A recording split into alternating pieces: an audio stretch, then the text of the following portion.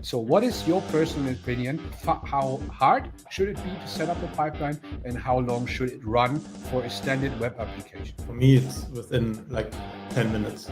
It should run completely. Ideally, with also, if you have end-to-end tests, they should also be included there, which also means you should not have a lot of end-to-end tests, but more of a unit integration tests that, and maybe some contract tests that give you good confidence. And I think a pipeline needs to have as much in it as you need to be confident that it works and you can. If you say, okay, no, let's maybe keep it a bit on staging so that we might find bugs accidentally by working on the staging system, that's like hope, and hope is not a good quality strategy.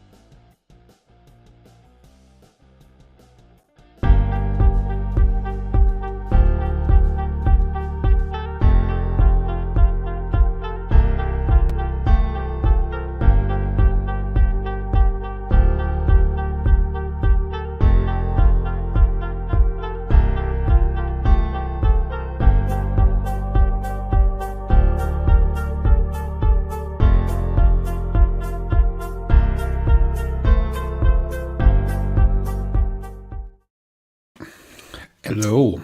Hello. Hello and welcome. How are you, everyone? Hope good.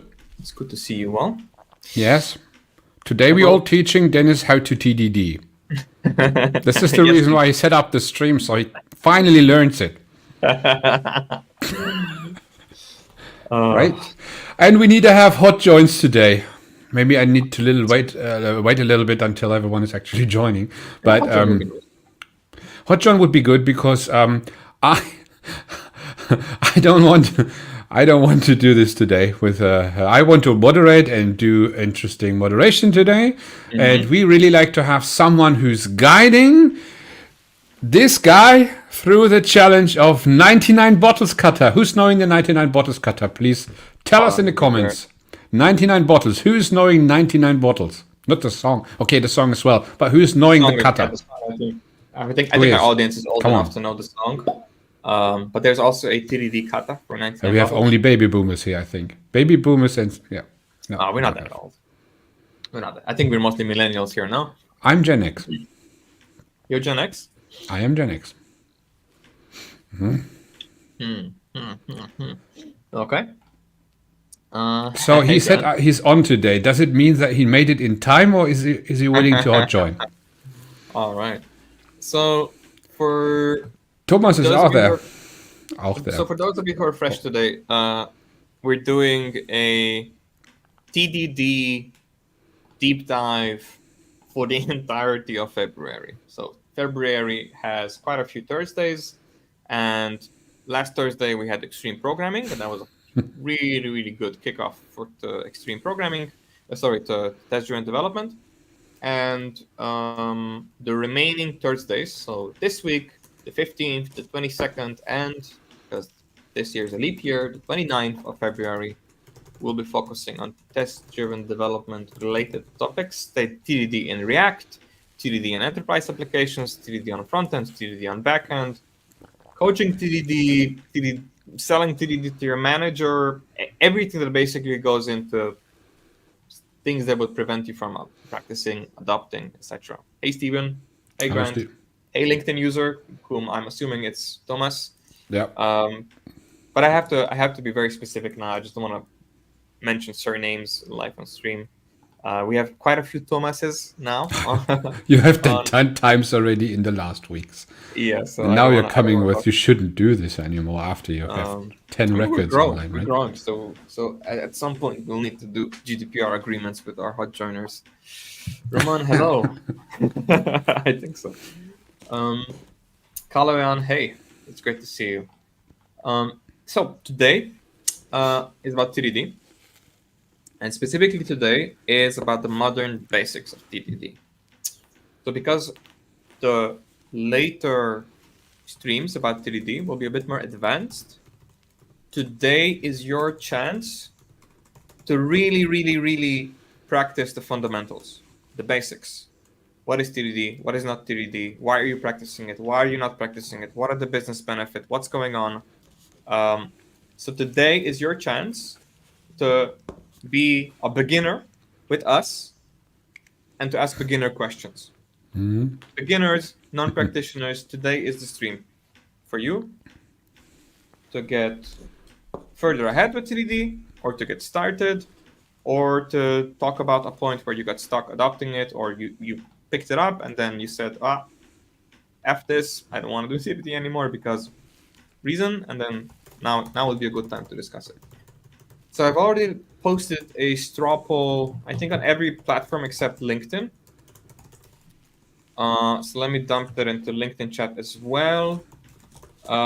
So anything that would prevent you from practicing TDD, I started a poll, and I'm interested in where you lie on the spectrum. Like, what's your biggest bottleneck with TDD right now? How do you understand it? Those of you who are beginners, what's preventing you from adopting? And while we're waiting for the results, please post questions in chat. You can DM us as well if you want. Yeah, let us know if you would like to hot join for kata that Adrian suggested. Adrian was very excited about 99 bottles kata. So I can't remember why. I remember that entire team was excited when we've done years ago 99 bottles kata. And I don't know, we've prepared it in the repository. Yes, and but Dennis will do that today. Yeah, we had a pre-show meeting just 30 minutes ago, and Adrian suggested that we do 99 bottles. I didn't know the kata, so we'll see if no one knows it. Correct. So I was aware of that. That was very famous. So I haven't done and solved the 99 bottles kata before, so I would be going in with a fresh mind, even if nobody else joins us. But it would be much more fun if somebody joined us. And I did prep a little presentation for today. And for that, I'm just going to share an Excalibur draw that I'm just going to share on screen right now. Before I start, invitations open for TDD questions. Adrian, do you have any TDD suggestions, questions?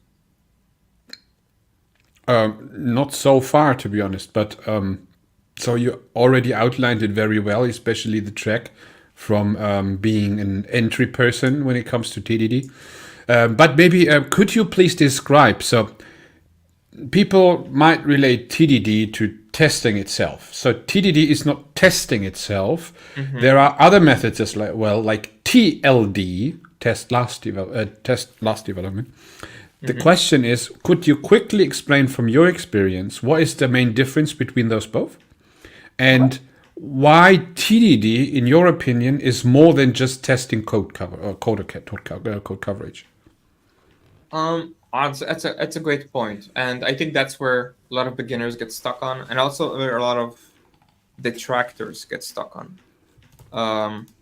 So TDD is basically a very holistic approach to writing and designing code. So as you said, it's not just about writing tests. It's really practitioners practice TDD because there's empirical evidence that practitioners immediately notice that it has a positive effect on how they design. Now, it doesn't design anything. That's where the influencers get in trouble, and I've done that mistake as well, where if I practice TDD, my design will be a lot better. That's not the case. It still takes a human brain to design. It's just that the practice itself, the discipline, creates forcing functions for you that will help you design better. It will sort of close certain doors, and that closing of the doors is actually what makes your design better. Now the issue is that a lot of people think, oh, I don't like my power being taken away. TDD is too many rules for me, and I think that is coming to a certain degree from the Uncle Bob adopters. So I learned TDD from Kent Beck, not from Uncle Bob. I actually didn't know about Uncle Bob until very recently, but I heard that a lot of people get in contact with TDD from Uncle Bob, and that they don't really like the strictness of it, because he coaches a very TPP way of TDD. And I don't want to go into into that level of detail right now. That's very advanced. But I believe I haven't answered the question. So TDD, canonical TDD from Kent, the way I learned it has 4 steps. You write down the testing plan. You sort the testing plan. That's the idea. So you start with the one that introduces the least complexity, and that will help you take a step towards the solution. That's step 1. Step 2, you write a test that shows you that you understand the problem. Then you try to implement the test in such a way, implement the solution in such a way that it will make the test pass. Now, the point was, step 1, you wrote down the testing plan, so you're exposed to the domain terminology, so you can think about the problem. Then you write the test, so you see the test fail and you describe the problem. And step 3 is writing the implementation. It can be messy, but the point is that you're done with something very quickly. And then step 4, you refactor the test, and the implementation, and the plan. This is where most people get stuck. They don't do either one of these steps. And then they think, oh, it just forces me to write bullshit code that it doesn't integrate with anything, and I just run in circles having like messy code. That's where most people get stuck. At least those that are detractors that I have spoken to. But again, I don't want to focus on those people who say, I don't practice TDD and nothing could change my mind. If that's the case, I can't help you. Like I don't, and that's not our focus right now. So that's canonical TDD, the way Ken Beck would describe it. If you're a fan, I would suggest you follow his Substack, tidyfirst.substack.com. He shares very good content. We also got him on a book club recently. We're also reading his book right now on the book club, Planning Extreme Programming. If you want to learn about more the management side about extreme programming and pairing and etc. Estimations, or no #no estimate. I'm more of a no estimations fan. Yeah, does that answer your question, Adrian? Yeah. It was Are you happy? Are you happy with that answer? Yeah. So actually, I am. What I really liked is it pointed out that you have understood the problem. And this is a little bit like going above the idea of just programming stuff. It is going into the direction of being a software developer, being part of the software development, which includes the requirements and the feedback of the client, which means you know what you do, you implement it in your test. And there's another level, in my opinion, for TDD. You wrote the test, you've gone through the stages, then you get feedback from the client and you start again. So this is then the continuous version of that one. Then you iterate and change the test before you go next time on the next feature. This is then the change. So you describe the creation, and now we need to go through the entire process of continuous delivery again. So you see everything is interconnected, what we're talking about. That's actually interesting. So we're not picking randomly topics that might look like that a little bit, but it isn't. It's always interconnected what we're actually going to do on the Thursday topics and streaming days. Yeah, so we have some comments already. We have some good traction today. It's very audience-driven today, please. I'm also looking at the straw poll. When the straw poll hits a critical mass, I will show it on screen. But really need to get some more join. I don't want to do this today. Can someone please join? Everyone is telling me I'm on work. I can't. I don't have my right computer with me. I don't have a camera. If you check in chat, if you scroll up in chat, you'll find the straw poll link. If you want to vote, you can vote. Otherwise, if you want to comment, that's also fine. Right now we have 2 votes. I will address the straw poll once we get like 10 votes, because I see we have at least 40 people live with us today. No, wait. 20. I'm bad at something. Yeah. So we have some interesting comments.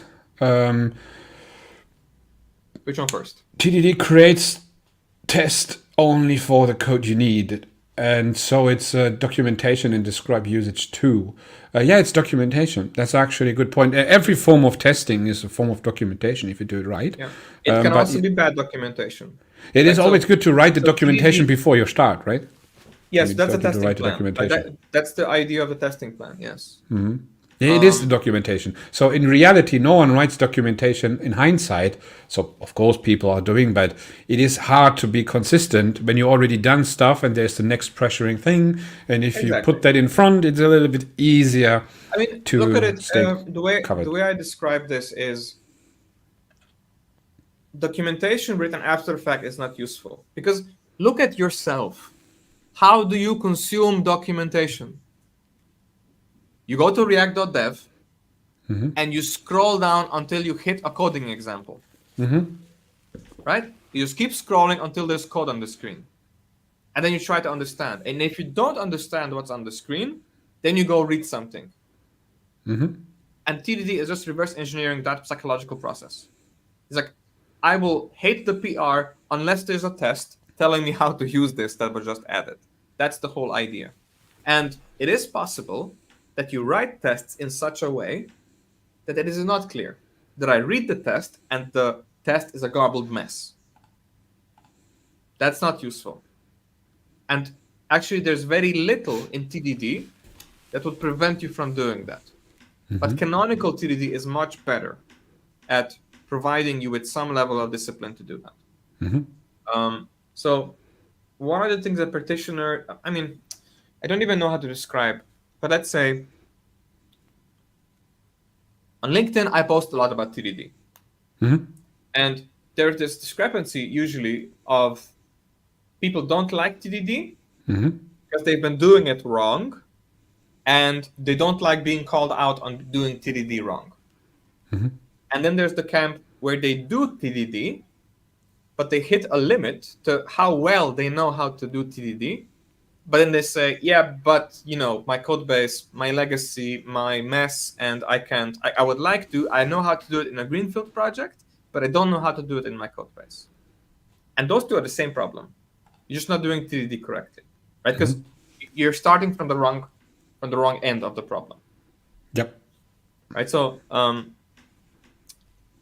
that was a quick tangent because I'm seeing the straw poll move. Thank you so legacy code is winning on the straw poll. Let's address the question. Biggest question on this is, what level should be the test? Level equals behavior, integration, component test. This is very hard. To find the point where you start your interface and write a test on this interface. If you're asking this question, let's stay with TDD as context, not with testing in general. That makes sense. Yes. Yeah. If you're already asking this question, I would consider you an advanced user, and today's show might be boring for you. These are good questions. This one in particular cannot be answered outside of a context of a business. That's the hard part that we will address in future episodes. Today, wait, is this a follow-up? Is this the same LinkedIn user? Because I'm getting a bit confused.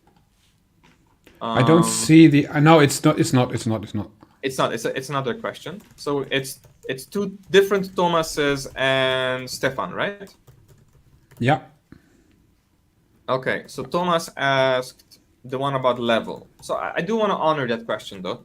Thank you for asking. So I really like. This is very hard to talk about unless we have some common terminology, and that's the point of the episode. So Valentina Cupac from Optivem, who hosts the Tech Excellence meetups, which is also where Daniel Moka from last week is a co-host. She likes to coach hexagonal architecture sort of by the book, and she has very good terminology that I like to adopt for TDD coaching, even when we don't practice hexagonal architecture.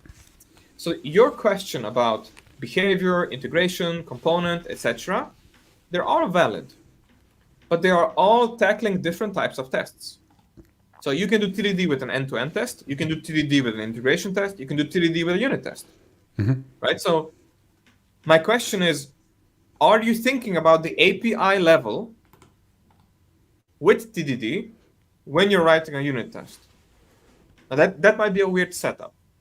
And there I can't help you. If you want to do a component level test, so you're testing outside in through the public on the boundary of your domain problem, again, these are, maybe we're already too advanced, right? But if you have, let's say, a business concern like checkout in an e-commerce, The boundary of that would be where you hit the network layer. So when you hit the user can make requests to a certain server. That will be the boundary.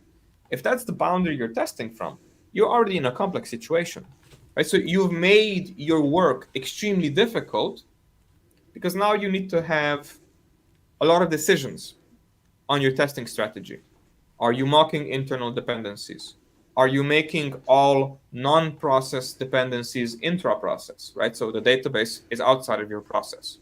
Your process being, if you're on TypeScript, if you're on Node.js, your process is Node.js.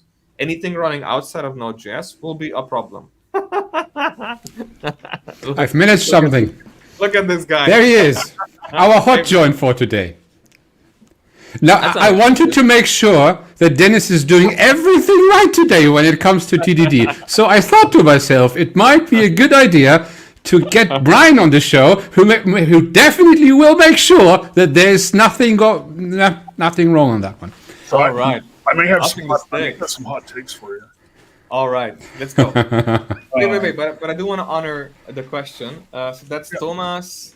Let's check with the other Thomas. The other Thomas says, don't forget refactoring and implementation and your test case. Okay, so that's a comment. What do you think? He says, should the tests be verbose? I mean, not to show coding skills in a test, no one-liner, etc. My suggestion would be that the names of the tests should be in plain English. That's the most important part. So follow something very natural that you would be using in BDD. Now, you don't have to do gherkin. Your tests don't have to be a bunch of concatenated strings. You can do that if you want. I don't find that practice enjoyable, personally. But I would do plain text English in the function names. So describe what it is doing. If you're doing jest or TS jest or TypeScript or just similar testing frameworks, you will have a hybrid of the two. So the test name will be a string, and then you can sort of give it machine code. For me, that's the best of both worlds, and that's, to me, is a good enough compromise. But, in jest, the testing function starts with it. So I would recommend that you write the name of the test so that it naturally follows from it. Mm-hmm. Right? So it does something when X and Y. Right? So you can do the act, arrange, assert structure to it, or the same way that you would name a story in typical Scrum. But don't make it too pedantic. It should read like prose. When you see the test results in your IDE or in your test coverage tool, it should read like prose. It just says, it does this and that, check. It does this when this is the case, check. It fails when it's supposed to be this. Okay, now I know what's wrong, right? So it should read. It shouldn't say, returns undefined when input is 5, returns non-undefined when input is 7. Like, that doesn't tell me anything. I need to know how this is being used. I need to know something about the language, how the business is sort of interacting with this system, even if it is not an integration test. So that's the covered, sort of the naming boundary. Let me know if that answered the question, Thomas. Happy to follow up on this. Brian, your thoughts? So I started learning how to test by focusing on BDD. And I picked up a really good tip from Liz Keogh when I was reviewing her training on BDD. And that was when you're describing what the test should do, pretend pixies are doing it. If you have if you have click the button, the test is wrong. Right? And so the way I write like jest tests or any other test, even if it's JUnit and I can't put in a string, it should allow me to enter authentication credentials or something like that. I mean, it's that sort of thing. Just really focus on if there's any implementation in the description of the test, it's wrong.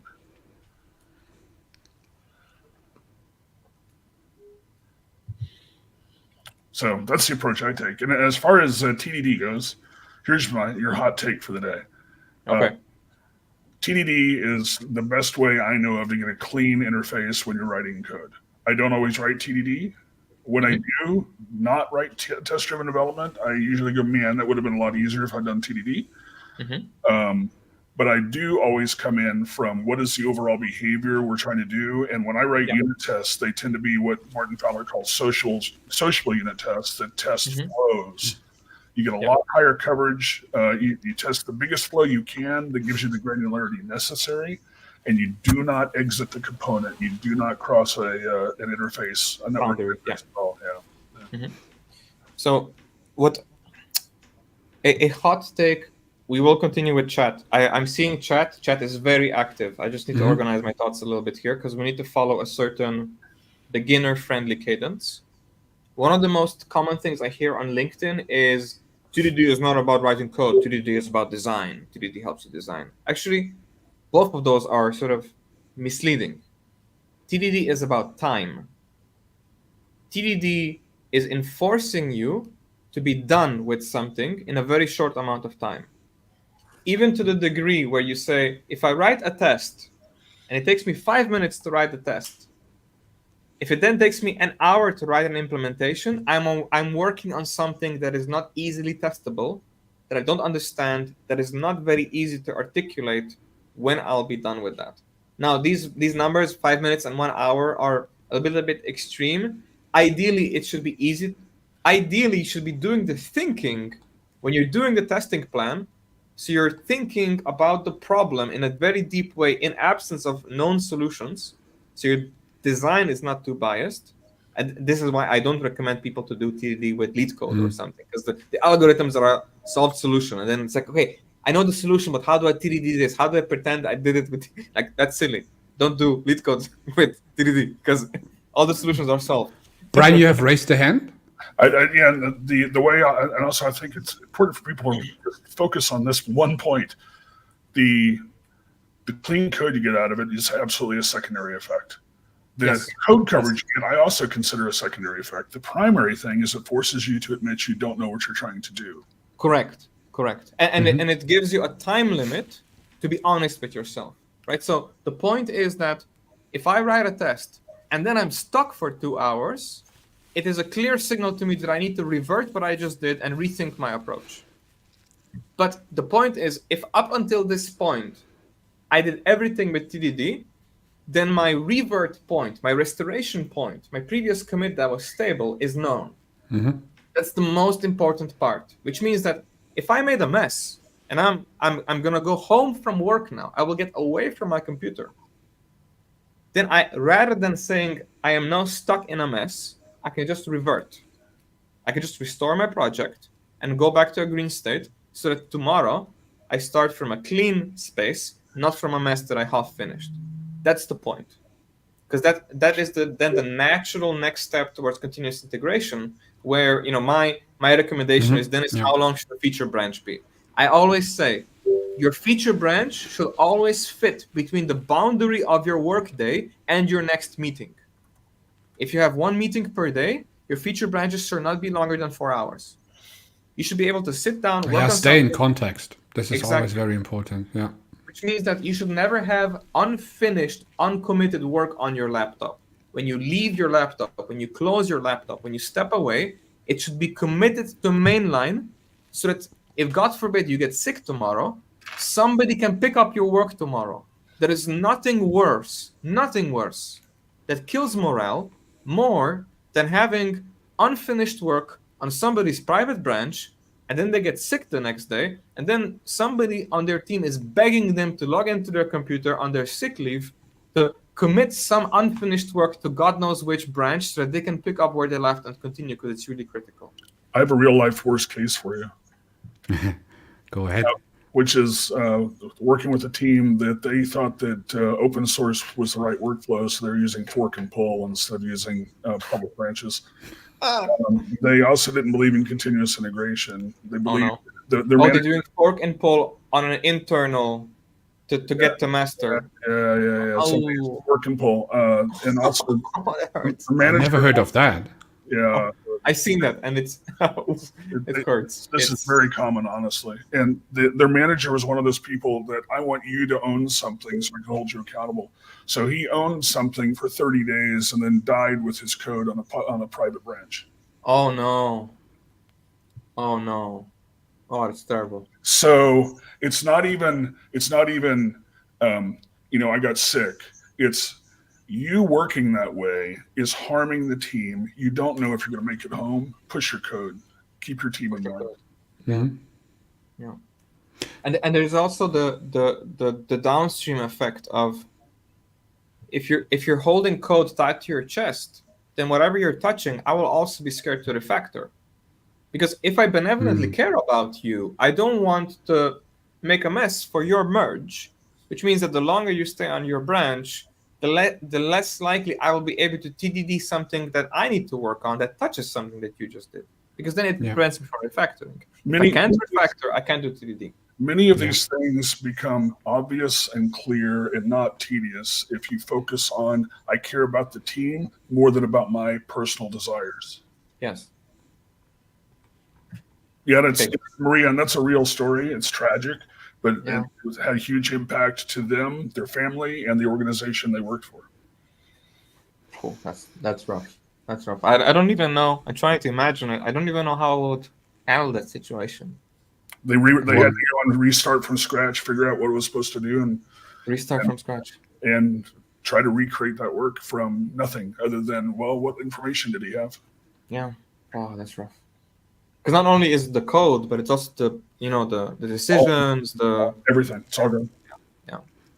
That form of isolation is actually quite common in businesses still, and I see that often when you have, let's say very scattered teams where sometimes only just one person is. This person is very experienced and does things in a special way, learned for several years, working still in isolation. So it's not like very standardized what this person then is doing.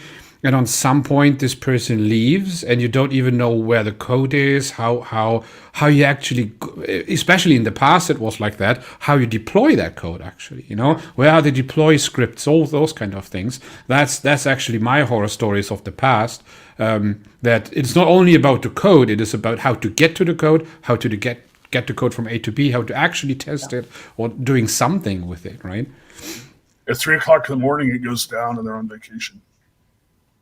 Yeah. You never ever have, I own this thing. I'm really comfortable with this part of the system, so I'll work on it. You guys don't worry about it. Never. Just be uncomfortable and learn the rest of it. Don't damage your team that way. I think silos are still one of the worst hidden traps you can have. So they can basically hit you in a moment where you cannot afford it as a company. Especially small companies can endanger themselves entirely, basically threaten to death if you have the wrong person disappearing in the wrong moment when this person knows too much what others don't know about or can't access. This is access is another thing, right? But that's also a little bit more into going into continuous integration.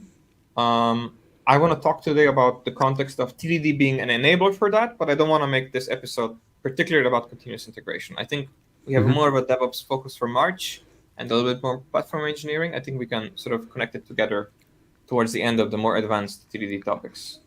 Today, I want to sort of bring back a little bit, make it a little bit more beginner friendly. I'm just going to go through chat real quick, if you don't mind. Do it. So Ryan mentions people equate TDD things like I only write one test at a time and make the test pass in the most naive way before refactoring. But I feel like those are implementation details of TDD. What is the true core? So this is what I mentioned earlier. This is what I hear from people who have learned TDD from Uncle Bob material, because he has a very TPP approach. So TPP is I have to Google it. It's very hard. TPP is, and Daniel actually introduced me to TPP. And I think Thomas mentions it a few times. TPP is transformation priority premise. So it is a more rigorous discipline that is basically based on zombies. Zombies being 0, 1, many, boundaries, interfaces, and exceptions, and then I forget what the S is on zombies. But that's the whole idea, is that you start off with the simplest and then you go from there. But TPP also takes it a step further where it says what you're allowed to do. So you're only allowed to write a for loop once you have, a for loop is a many form of one if branch, right? So a for loop is many branches. So you're only allowed to do the for loop once you've explored the binary branch. And you're only allowed to explore the binary branch when you've already explored going from a constant to a variable. I find that one a bit too mechanical, a bit too slow moving on the aspect of the actual code writing, and it sort of misses the aspects of some sentence writing. Before you said you want to be beginner friendly, and now you go with TPP. This is exactly why I don't want. I have a beginner friendly tip, I think. When I have work to do, and first I'm going to write down the list of tests, just the stubs, the descriptions of this is what it will do when I'm done. I then use that as my task list, my low-level task list. I get one of my tests to pass, I push. I get the next test to pass, I push. But that makes it able for me to dive into the weeds of that specific implementation, and then be able to come back out and get the broad overview and keep that in mind without having to keep that in my head. Because and what you just said is when you say you make a list, those are if you write them down into your code file. Those are comments, right? Oh, no, that's what I do is I put them in the test code as, it.skip, and then... I do the same thing. Yeah. I do either comments or it.skip. What I've seen people complain about is that they actually go and write the tests. Yeah, that's terrible. And that's terrible because then it's going to be constantly read. You're preventing yourself from actually integrating because you might actually create garbage that executes unnecessarily. And I prefer it.skip over comments because when I run my tests, it tells me how many things I still have left to do in my task list. And you can refactor it more easily. So you can put the naming already in there. And because a lot of people that I see adopting testing are coming from a non-engineering background. So people who write, let's say, oh my God, it escapes me. The end-to-end testing framework, help me out. Cypress. So, when people who are non-engineers write Cypress tests by copying a template, and then internally it's like very simple steps about Cypress finds this and do that, but they never really understand that the outside thing is just code. So when I say here's a group of tests, I can assign it to a variable, especially in a jest style, right? So you don't have to do describe it. You can do describe, and then one of the describes can be a variable. I can also do a for loop. I can say, here's an array of test descriptions that I'm importing from a file, and I will loop over them, and then I'll just create categories for, here I'm testing this. I would tell people to be cautious because if you start getting enough complexity in your test code that you need tests for your test code, you exactly back off. You don't dry and test, you want to be damp. Yeah. No, what I recommend is that if you're exporting your tests, you're testing the code block that's inside the describe, the second parameter of describe, then what you can do is you can say, I'm in a sticky legacy application, has some tests, but when I'm writing these, I want these 3 test suites to be running with me as I'm writing. That can be very useful when you create a test suite that is a composite of certain tests, where you might want to hand control what's running unsave or as you type to have a safety net. Quick question. I would have a quick question to you both. Would you consider Cypress or end-to-end tests in general as a part of the TDD approach, or would you say it's actually more TLD? What would you say? You want my opinion? Because it's controversial. Mine's controversial too, so I don't think we can win here. Okay, so my opinion is that you have end-to-end tests because your architecture is broken. And if you need an end-to-end test, you put one in place and then fix your architecture and remove the end-to-end test. That if you have clean architecture, and this is not a theory, this is how I work. If you have clean architecture, then you can test each of the components and you can test the interfaces against virtual services. And by the way, testing against the virtual service means you get to test more and better than you can against a real dependency. Because you can't control that dependency. But if I can test that this thing behaves correctly and this thing behaves correctly and that they will talk to each other correctly, then as an end-to-end test it will work. Because I focus on the architecture make sure that we're not mutating value objects as they go across the network. Yeah, that's a very good point. So what is the true core? I would say the true core, to answer Ryan's question, the true core is that you're always visibly putting on, like, into the document, into the test file, let's say, a list of tests that are helping you, the person that's pairing with you, or the person that will pick up work after you've finished with some step, to help them understand, here is what I think needs to be done. And the active thought process is deciding which one of these is going to be the simplest next. Right? So you always want to you always want to be looking at it from the perspective of which one is the quickest to implement right now that keeps us moving in the wrong direction. Now, sometimes there's snacks on the list. Sometimes there's stuff on the list that can be easily implemented, and it has nothing to do with you getting to your goal faster. That's then important to sort of filter out in conversation with the person you're pairing with, if you're pairing. That's an excellent point. This goes back to you're sick. Yeah. But you pushed the list of tasks up. This thing that you've been working on is the number one thing, but you can't work on it because you're sick. People know exactly where you are and where to start to pick up everything. There's one other thing I want to talk about real quick, because I have a hard stop in 15 minutes.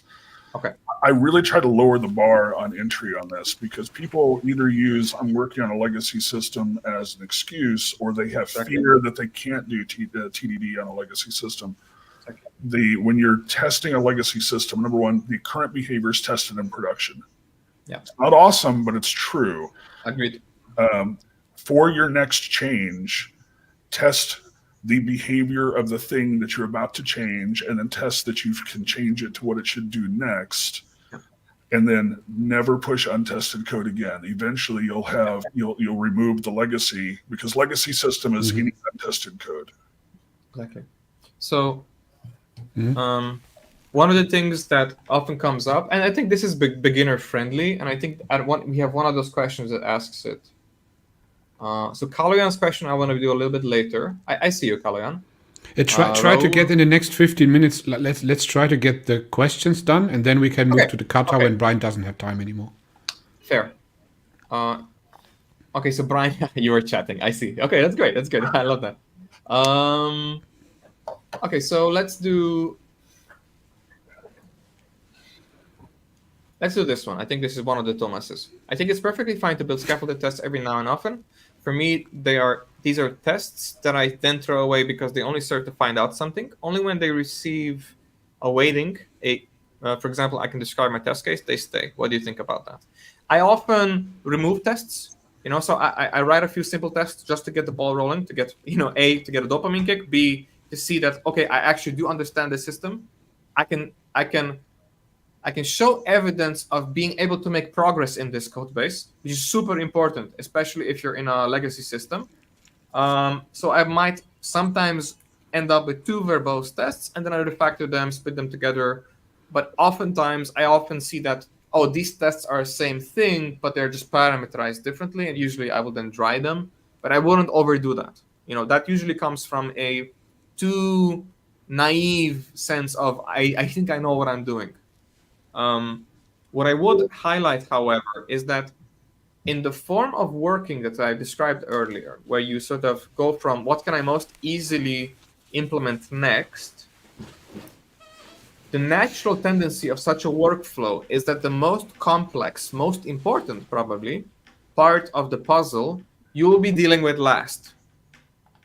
Now, it's very important that you don't use that as an excuse. Right? So it's very important that your test list doesn't have unnecessary snacks, like low value, low effort activities. The last test will probably be the most complex and the hardest, but it will also have the most support in your design to actually make it happen. That's the point. But the point is to get there as fast as possible. The point isn't to procrastinate and to push away that complex thing that you're avoiding trying to implement. The point is to actually help yourself support step by step, creating test-covered little tools, little steps, little pieces of the puzzle that then ideally fit into place so that you can tackle the largest of them all, the most complex of them all. So perhaps the one that takes the most prose in English language to describe how to capture the intended behavior. And I have a pipeline engineering answer to that as well, and also just an overall business answer for that. So from a pipeline and engineering point of view, so number one, if anybody has a DevOps team building pipelines for them, I'm very sorry. Talk to your leadership about how that should work. That's your team's quality controls. Yeah. You need to own it. But you need to think about the duration of that pipeline, because part of that quality control is how fast you get information about poor quality. Every single test. So I agree that I will write very low-level tests to make sure that this function is doing what I want, and then I will strip it away and depend on higher-level tests, because that low-level every test that runs slows down your pipeline. Yes. Also, from a business point of view, there is no such thing as source code that's undelivered that has value. Undelivered source code is a cost. It is risk. It has zero value whatsoever. So I will delete any line because every line of code represents risk, and it just you have to maintain it, and somebody will have to understand it. So number one, deliver it so you can see if it has any value at all. But when tests come into place, the only value they have for you is to make sure that thing keeps working, minimize the test code, while maximizing your ability to have confidence. Because the code costs money to maintain. I have a good example here. In the past, especially in the front-end areas, I saw that often in the jQuery age, where people basically were hiding specific elements just by display none or make it hidden. And then they just left it there. No comment, nothing at all. And the next person is coming, and people will basically never delete that code, because no one knows why this is hidden. And this is actually something which can break things, which can accidentally do something to your code, to your visual experience, even break the UI. And you don't know why, and no one is deleting it. And those kind of things should be avoided. So even uncommented code, which is basically gray in your IDE, right? Remove it. If it's out commented, then you don't need it. It is exactly like that. So there is no value in caching it in one way whatsoever. And this is a very good advice given by Brian, right? Well, and lint for that sort of thing. I will comment out code, and because I'm like in a hurry. But when I'm doing things well, I'll have my linting set up so it will and pre-commit hooks, so it won't let me commit commented out code. Yeah. jQuery 4 is out since 2 days. Also, I have to say, QUnit is a terrible testing framework, but it was, please use Jest or something more modern. I'm a sucker for VTest in Jest format. Like that to me is like VTest is amazing. Of all the testing frameworks, VTest is chef's kiss. Today you have Jest. It's still good. As long as it's TypeScript compliant. The only part I hate about TypeScript, like I get a gray hair every time I have to manually configure a Webpack config about the correct order of how TypeScript gets transpiled to JavaScript when I'm running a CommonJS project with a watcher for the test runner. Like I've done that so many times. I get a gray hair every time. And VTest helps me deal with that out of the box. So thank you to the VTest developers. I don't know VTest, to be honest. I'm sick of it. Next time we do VTest, then we have a good comparison for the audience. Okay, so but there is a comment about that. What makes VTest so amazing for you? Actually, it's not next time. It's after Brian leaves, because I would like to give Brian a chance to maybe answer more questions. Brian, there's a conversation going on in chat that you're responding to. Can you give us some context? You mentioned this one in particular. I consider BDD to be a much more powerful tool for improving the overall system of software delivery. Yeah. Can you give us some more context here? To do BDD correctly, so I just want to clarify, BDD is the conversation we have to determine what we're going to test. But to do it correctly, it's not Gherkin. It's not Gherkin. Type. Yeah. I use Gherkin because it's a really good way to make sure that we're using a range accessor language, the right mindset in place. We're writing the tests. And then I'll translate those to it should. But the reason it's so powerful is because not only does it force the conversation between business developers and QA and not QC, QA, to really dig down what should this do, but it spreads business knowledge and across all of the stakeholders. It spreads testing knowledge across all of the stakeholders, and it also enables razor thin slices that you really need for continuous integration. Mm-hmm. And so from the thing that I tell everybody, if you're trying to do CD, is start with BDD, get good at it, because that's going to enable everything else. Mm-hmm. It's a good practice tool as well. If you're very uncomfortable using English prose to express what the test should be doing, BDD and Gherkin style especially is a very good learning tool. Well, it's also how we learned how to test originally, because nobody knew how to test. Yeah, it's true. But the issue is that a lot of people get, especially with the books, which is one of the reasons why I wanted to have this show today about the modern basics, is that a lot of people pick up the original books on TDD and testing with TDD and God knows the testing with XUnit. Like it's like a really thick book. Oh, I have is that 500 pages long? Yeah. Yeah, it has a really it's really mechanical, mm-hmm. And people then write tests of this function returns 7 when I put 3 and 4 as inputs, and then there's a test that uses that language to describe returns 7 when input is 3 and 4, and those tests are useless because not only are they testing implementation, and I know that's wishy-washy. It's very Mm-hmm. It's not important that you're testing implementation. Yes, of course you're in testing implementation. But the point is that the language that you use to describe your tests should use the language that is one level higher, that is behavior, that is expectation driven, right? Yeah, so I wrote in BitBurner, I wrote a little stock market script, right? And one of the typical stock market scripts is, buy the stock when it's crossing over onto a bullish trend. But the code looks like when A is greater than 0.5 and the histogram is this much and the velocity is this, then buy signal. But the point is, I use the language, I've written in English prose, it produces a buy signal immediately when the stock signals a bullish crossover. Right? So it's important to get that language into the test so that even if I change the implementation, I know that this thing exhibits certain behavior. It exhibits certain characteristics depending on the signals from the ecosystem. And the ecosystem are the types, are the languages, are the data types, are the value objects that you're passing around inside your system. And that is extremely, extremely important. The language used in the test has to come from a level higher than what's being used in the actual implementation space. That's what we mean when we say test the interface, not the implementation. But mm-hmm. people think interface is the keyword interface in the language itself. That's not the point. You can test the interface of a class. Like it's not important that it has to implement something. What's important, and people get this mixed up all the time with hexagonal architecture, where there's just interface overload everywhere, and they have impulse of everything. It drives me crazy. The point is that you're describing it from the user interface side. How is a user interfacing with this behavior? That's what you want to test. Use your domain-specific language. Yes, that's it, exactly. Are you actually adding those tags in the end, Thomas, or is that generated? I don't know. I think that's supposed to be funny, but it doesn't land with me.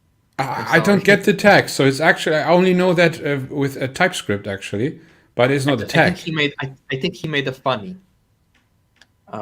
No, I think those are his initials, so that we see which Thomas test is. Here's another I don't use TypeScript. You use JavaScript? I use languages as they're built. But I also don't spend a lot of time worrying about types because I grew up a C programmer. I just think in types, so it's not a mm-hmm. Makes sense. Okay. It's really like this. Oh, I have a key show for this. Interesting. Oh. Good. So, Brian, anything else you want to add on TDD for beginners? What would you recommend to a beginner? I would recommend learning TDD by learning BDD because that's why Dan North created BDD, is because of the problem you just described with the very low level test. Plain English. Yeah. And that's how we learned. That's how we taught everybody in the dojo. It was an incredibly effective way to do it, and everybody got better really, really fast every time we talked to them. So just focus on that. Look at Liz Keogh's information on it. Liz Keogh's a trainer in the UK. She's got a lot of free content on YouTube and her blog, and she's an amazing person. Could you drop a link to her content in chat? I've got to go right now. Okay. Could you spell her last name, please? Keogh. But we will see you again, right, Brian? Next month? No, yeah. I mean, I'm always happy to come and Platform engineering it was. Yeah. We wanted to talk about platform engineering, right? I definitely want to talk about platform engineering, and I did make a comment about platform engineering that's kind of a preview of what I want to talk about. Okay. Good. So, in March then. All right. Yeah, that's why. Thank you so much for joining us today. I'll talk to you guys later. This is great. Thanks, Brian. Thanks. So Brian mentions. Yeah, go ahead. I have another potential hot join, but okay, let's go to the comments first. Hot join is fine. Happy to, this is audience driven, so I just want to go through Brian's comments that you've highlighted. Yeah, so for the kata, I mean, we need to start the kata, so otherwise we won't get into time problems, right? Brian mentions my definition of platform engineering: make it harder to make mistakes and easier to deliver change. Those two things are often in conflict. Yeah, I agree. And I think that's also the key point with TDD here. There's a few comments. I think I pressed 10 times the clipping button. So I think we will need to clip a lot of things again. My backlog is rising. So amazing. So this is from the second Thomas. Thomas the second. Yeah, what makes VTest so amazing to you? Well, VTest for me, it has very low latency. And I never second guess whether it was compiled. When using TS Jest or Jest with no TS or running JavaScript Jest on the post-compiled TypeScript on the post-transpilation step, if I'm watching the files, sometimes my test will run against the non-compiled JavaScript, especially if the test failed to run because the JavaScript doesn't compile because I made a mistake, I still want the test to run. So Jest notoriously has issues with that, where I sometimes make a typo or I don't type something correctly. It doesn't transpile, and then my tests pass because in the previous step the test passed. And I hate when that happens. Like, I hate when I make a mistake and my tests run the JavaScript version of my tests, and they run because my JavaScript was not deleted when I made an error. So the old version runs. That's why I hate TS Jest. It's nothing to do with VTest. It's just that VTest solves that problem organically by virtue of directly running your TypeScript code by transpiling internally. It doesn't run your JavaScript code, your JavaScript files. It doesn't watch your JavaScript to your compilation target. That's my main gripe. I use Jest a lot. I hate when that happens, especially when pair programming with somebody and they don't have it correctly set up. And I'm always second guessing. I'm looking at their TS config. Like, is it in the correct order? Does transpilation happen correctly? I got just burnt way too many times. Just wasted way too much time debugging exactly this problem. VTest solves it for me in a way that I just don't have to think about it. And to me, that is chef's kiss. So. Okay, last chance for someone to join. We start in the next 2 minutes with the kata then. Can you already update your project just to make sure you have it on main branch? I don't have anything. I don't think my project in a state is where I could pull. So I was hoping you could show the project. It's just the same the project like last time, right? OTJ. Just pull, and then you have the changes, because you want to show things, and I think you are more firm. It is easier regarding time when you show what you want to show. It is your show. You want to show when you want to show, right? Okay, I didn't get anything, so you need to.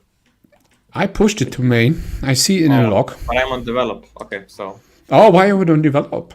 Because that was the old brand. Okay, I got it, but I need to run npm install and everything, so just give me a few minutes. I'm running it in the background and I'm changing font sizes. I just want to highlight something very important. First of all, the straw poll. The stropple was basically this. I asked, what's the biggest bottleneck for you for adopting TDD? Votes primarily team support and legacy code. And I love this because this is what I'm finding as well in the community. The biggest thing is that, developers don't know how to isolate from messy code. So they want to test, they want to write new code in such a way that it includes the messy code. And that's usually where things go wrong. Hey, Isabel, in case you don't have the stropple, if you scroll up on either one of the platforms, you get the link if you want to vote. And you can always participate with us through chat. And we're just about to start a kata. So what I wanted to highlight here is that, Alex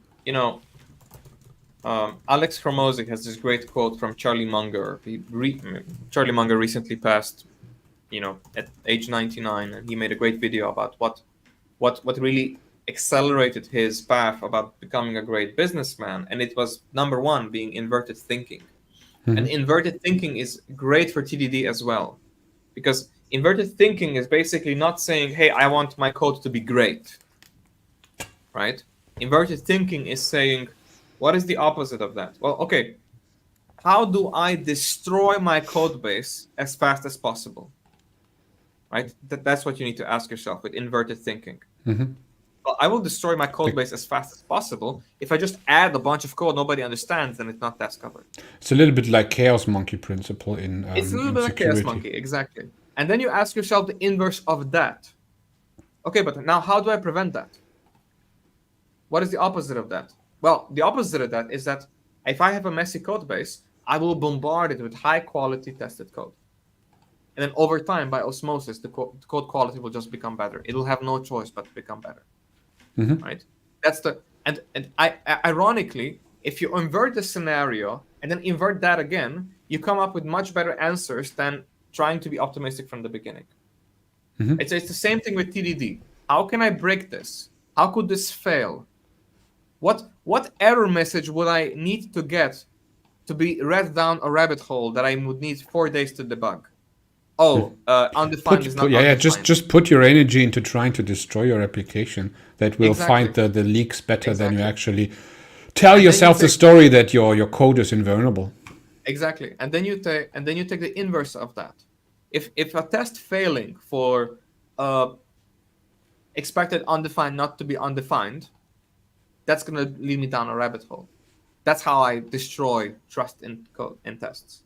Now, the inverse of that would be, what would the test need to tell me so that the person debugging would actually immediately know what's wrong? And that's the point with TDD. That's step 0. That is the testing plan. That is then what you need to describe is when this happens, it should do this. And when it doesn't, it should give you a message explaining why this just happened, why this is important. I'm expecting, it should X and Y, right? So, and then the message should say what X and Y describe.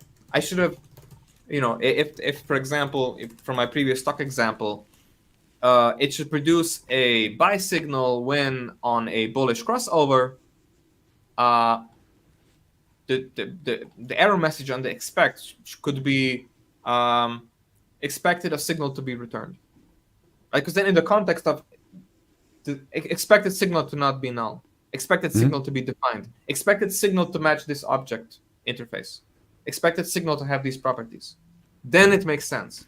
Right? Like that's the point of TDD. We want to start by writing a test plan, comments, language, plain English, so that then when those things go wrong, they are already set up in such a way that they are easy to read and understand, so that you don't go down chasing a rabbit hole debugging something. The worst thing with code is that most of the time spent on code goes into debugging. Yeah. Not debugging, not using the debugger in your IDE. That has nothing to do with debugging, but debugging the brain. Debugging, I need to re-understand what this thing does, and I will have to spend 3 days reverse engineering what is done. And reverse engineering takes more time than writing it from scratch. Yeah. That's the biggest waste in software engineering. And God forbid, which oftentimes, this is my problem. Oftentimes that when I find larger messy code bits which are too intertwined, too large, too monolithic, I tend to toss them away and rewrite them. it is actually nothing I want to do, but you don't really get. Even if you correct some parts or refactor some parts of it, it is still a black box for you, at least a dark gray box. And this is what I often dislike, especially, let's say, when you would have it done in a TDD way, you would have, let's say, a more structured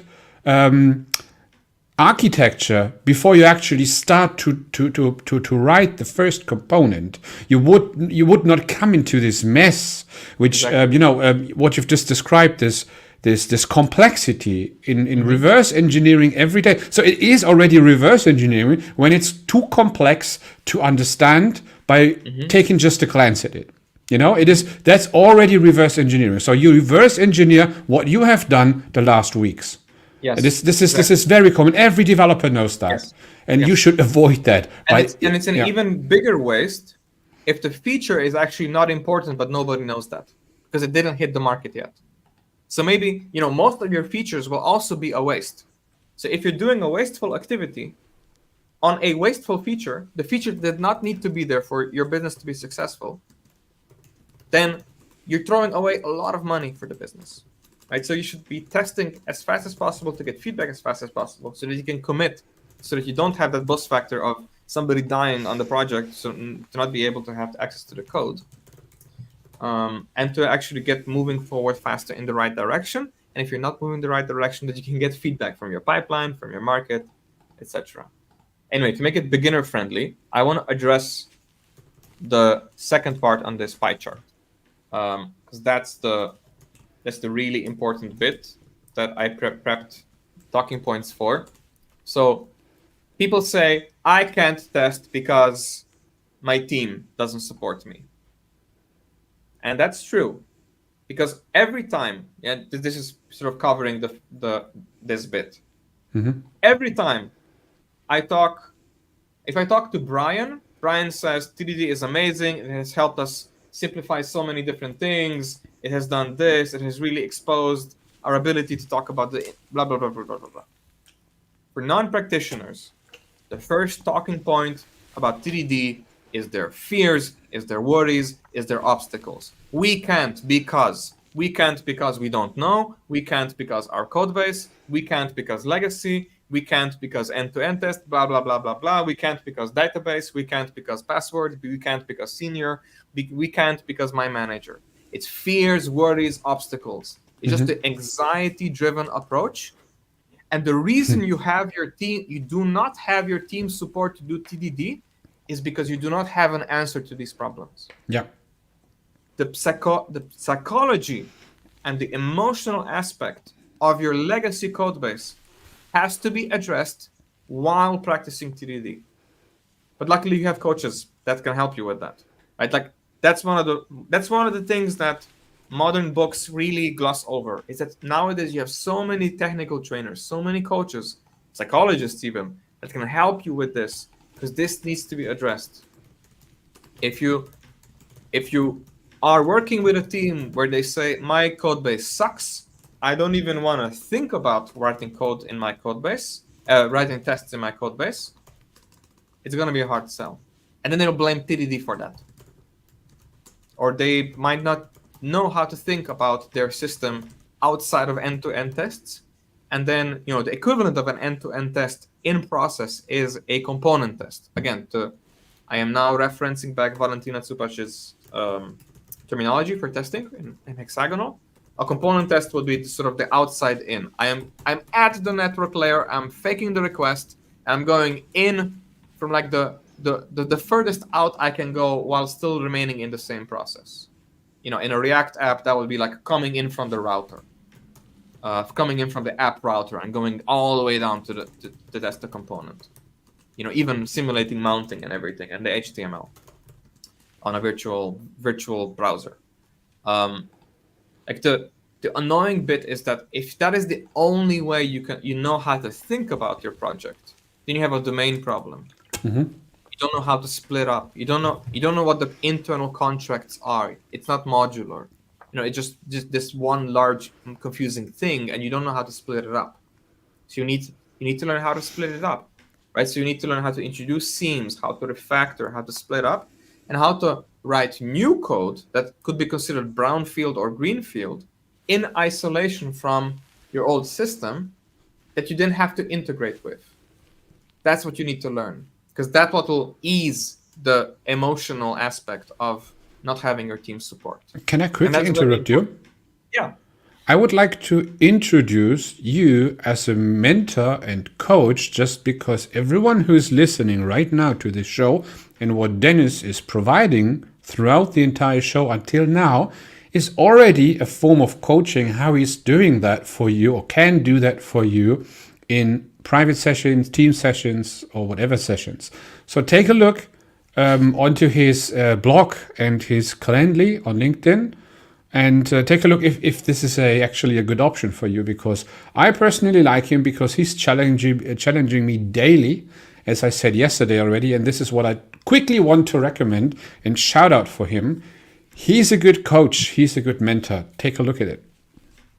That's right. You can go on. No, I don't want to go on. I will repay the favor right now. This is not scripted, by the way. This is very organic. I know, Adrian. This is not. I try to get some time until our hot join is joining. Actually. Yes. However, we have been coached in saying we are afraid of pushing our sort of contact points on stream, and we should do it more if we're doing it for business purposes. So this is us sort of challenging each other to get through that discomfort while I fix my camera lens, because I did improve my lighting and now it's sort of focusing my forehead. So thank you, forehead. You should make a fixed. Yeah, it's an autofocus setting for that. It's an autofocus because I move my hands a lot when I talk, and but it's. This is the reason why you should put it fixed, because you have a fixed position, right? Yes, but then I can't do that right now. It's also a Logitech camera, and there's no OS X driver for fixing the position of the focus. I just want to mention that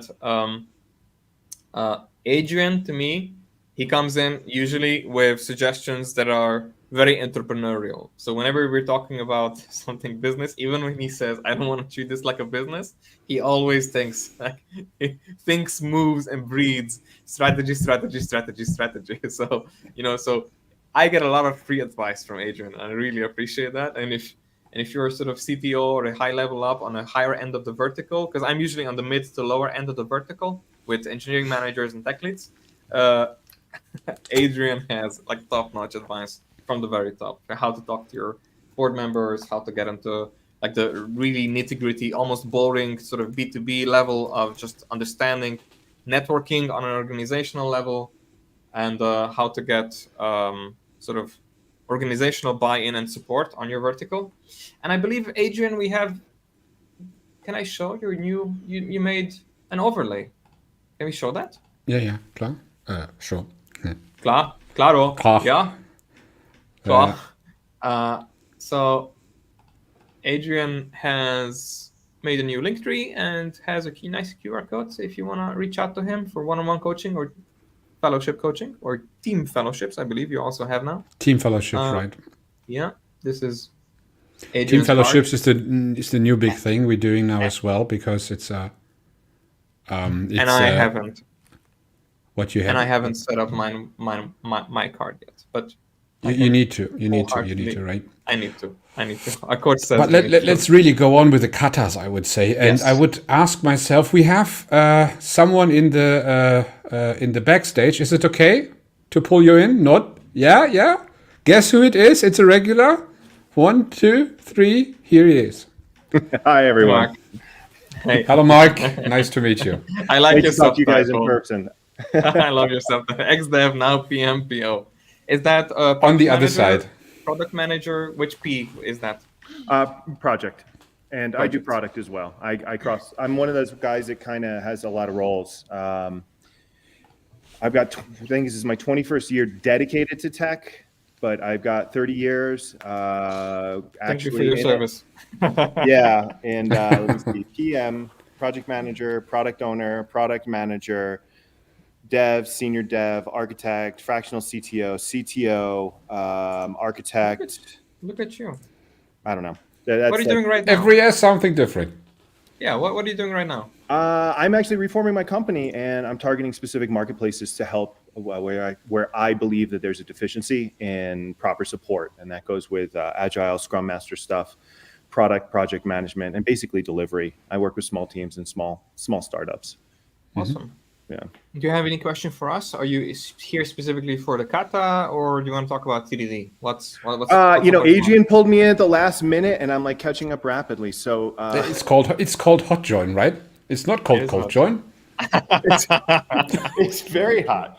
I'll give a shout for this startup here that 10 years ago, almost to the day or the month. We can see it. I started with this company. I spent 3 years with them. I was their first employee. And did you show us a logo or no? No. Okay. No. The logo is there. This is a 10-year-old sweater. It was given to me the first day I started work along with my computer. Oh, I see. We walked down to the Apple store in Manhattan and got me a new Mac Air, and it's just everything. Awesome. Everything feels very good. Adrian, how do I run this? First of all, you share your screen.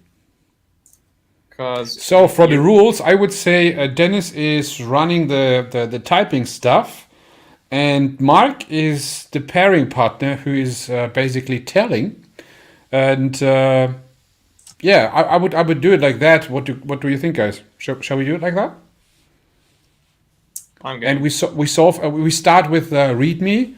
With the MD markup file, there are the rules inside. We're going through the rules. So everyone here who is now here in the audience, this is about the 99 kata. Sorry, not 99 katas. 99 bottles kata, and it's about to create a function which basically puts all lines of basically all 99, or it's actually 100 lines, I'm not sure, into an array. So you need to write a short algorithm for that, basically a function, and you need to. It's not markdown. It's just copy. It's not markdown. And then we write a test. Since we have TDD today, I would say we need to write the test before we write the function, right? Which means. If you have followed us today, you need to understand the task before that. So this is why I'm the moderator today. I try to explain this a little bit to the audience, what we are actually going to do. And we see now 2 seasoned developers solving that little puzzle, which can be tricky in the end. So this is what I remember about that stuff. So again, it's about the lyrics, 99 bottles. We have basically 99 to 100 lines, and several lines are similar. But no, actually every line is different. There's always a little difference in every line, and we need to make sure that the test is covering those things. The idea behind that kata is that you actually be very aware of the requirements and find those little things and make sure your test passing those things, basically catching those things, and we can go from red to green deployment development.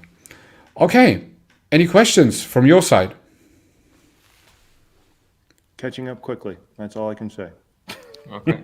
Okay, then Denis, would you like to go through the README quickly?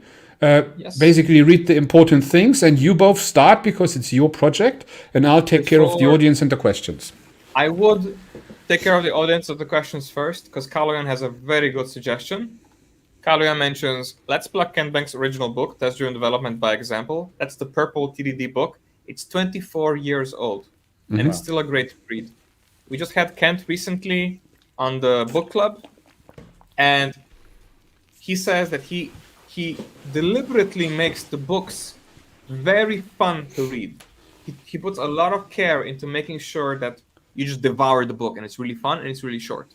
And all of his books get better and better and better with every new episode. And I have to say, this was one of the books. It's very short. It has changed my career the most, and it is extremely, extremely fun to read, even though XUnit might be considered a little bit archaic nowadays. I have some tidbits and links for you later on the other presentation about modern tools, but I think that this is worth shouting out. Sorry. So the README. So what about roles here? I'm sort of typing, you're moderating. Mark, I'm assuming you're coding. Mark, are you fluent in TypeScript? No. Well, yes, but no. Okay, I don't do much work in JavaScript. That's probably the language I do the least work in. So I would ask you to talk to me in pseudoscript. Or Yeah, I'm a what Python language guy, are you most if that what explains it. language are you most familiar with? Python. Python. Okay, so just talk Python to me. It's okay if you tell me a dictionary. I will translate. Or a dict. When I moved from Do a range. PhD, I had to relearn a lot of words like, wait, what is a dictionary? I'm used Yeah, like to do a doing range and arrays. then do the dict and then do the thing and then unfold it. So description, instructions. Write a function sing that returns the lyrics for the song 99 Bottles of Beer as an array. That's our instruction. Yep. Lyrics. You can find the complete lyrics here. And these are the lyrics. Yeah. So these are the lyrics. So we can see that there's a number to the lyrics and it starts with 99 and so on. And then there's 3 and 2 and 1. And then the last line of the song, no more bottles of beer on the wall, no more bottles of beer. Go to the store and buy some more, 99 bottles of beer on the wall. The returned result should be an array of all the lines in the song. It's a bit technical. I don't think a user would talk like this, but for the purpose of the kata is actually much more complicated than we make it out to be, which is part of the fun. So where would you start with this? So did you remember, if you haven't caught up from the beginning, I mentioned 4 steps of TDD. Number 1, writing a test list. Number 2, writing the first test. Based on the test list, the one that would be the easiest to make pass first. Number 3, writing the implementation. And number 4, refactoring if anything is necessary. So where should we start? I may need a reminder of what you want for those first 4. I have... So it's test plan, first test, implementation, refactor, repeat. My first question is going to be, are we looping? I think we would have to. I think it will be impractical for me. I think it will be impractical for the purpose of TDD and for this exercise to hardcode all 99 of them. Because we will just have to brain parse what we would do.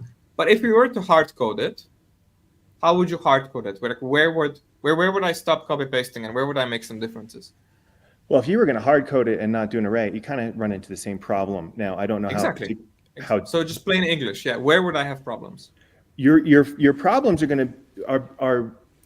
are interesting on this one. Now, if you just want to solve it versus solving it right, so we're dealing with a good enough versus a great problem, that's the first thing I would want to know in the problem. And to explain that in little detail would be, do we care about plurality? Do we want those sentences absolutely human readable? Because those create a lot of extra work. I think we do. Okay. I think that is part of the challenge of the exercise. Okay. Then so it's 1 bottle and then 2 bottles and then 3, and those are part of the exercise. So that means we're going to have checks in our TDD for the last bottle. Single. Yes. So that's one. And then the first test that I would write, well, first thing we would do is just set up our range loop. We're going to go from 99 to 1, basically, or however you might want to write that. So the range loop would be what? Like, how do I describe this? Just in plain English. The lyrics will have 99 lines, like there are 99 verses to the song. Like how would you? The song has 99 verses. Like how would you describe it? Well, you come into the first part of the trick, right? That's the first trick of the kata. It's not 99 lines, nor would it be 198 lines. There's a finishing line that resets it. So the first thing I might consider doing is writing that reset line, just so I know that I have that taken care of and that's accounted for. So how would you describe that in positive, terminating, plain prose English? In pseudocode. No, positive just English. Prose English. Not pseudocode, just English. In English, yeah. I'm going to loop 99-ish times. When I'm done, I have an additional statement, so like a final or a finally statement. Okay, that's very. This is why TDD is challenging, because it requires you not to speak in this language, right? So that's why that's the hardest. You're Part leaning of BDD this. style stuff right now, really. Exactly. But the point is, when I'm done, actually, in the context of a song, has a meaning, Yes. right? So the song repeats. I can continue singing the song, Yes. right? So I could say the song finishes with a last verse, or we can say the song has a chorus, or specifically verses. Like at the end of the song, we finished. There's a final verse, Final an statement. additional verse. I see where you're going now. You want to lean a little more BDD. So I'll Yes. put a little more BDD in my mind. Okay. Get my gherkin hat on. Okay. So I'm not going to do gherkin. I just want a little bit more plain English. Please don't. What you said is correct, but I want a little bit more English. So are we talking about is that second assertion good? I'm good. It's good. I just want to rephrase it. You want to rephrase it a little bit more? Yeah. Putting the gherkin hat on, you can see it going through me. Yeah. Let me help you. So we said Quickly for the audience, there are so many comments coming in right now. Please continue with that. But we will make every 5 minutes a little break and going through those. And I will ask you, the coders, right, about the comments and your feedback. So I just moderate that, and you concentrate in meanwhile on your doing, right, and everyone else is watching you like a Big Brother thing. Go ahead. All right. So Mark.